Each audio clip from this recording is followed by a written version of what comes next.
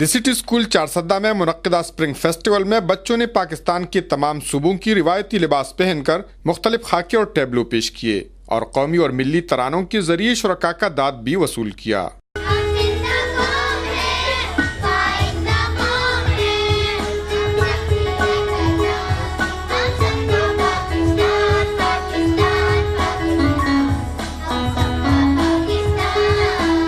معیاری اسکولوں کے قیام پر ممبر صوبائی اسمبلی فضل شکور خان کی وابستہ امیدیں اب فخر محسوس کرنے میں تبدیل ہو گئی ہے۔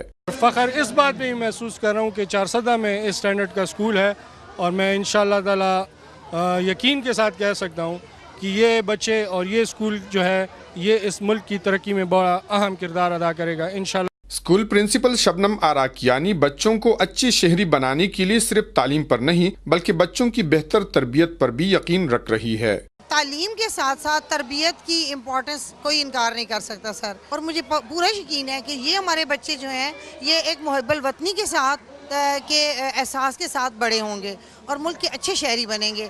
صرف ان کو ڈاکٹر اور انجینئر بنانا مقصد نہیں ہے سر، ان کو اچھے شہری بنانا ہمارا اولین مقصد ہے۔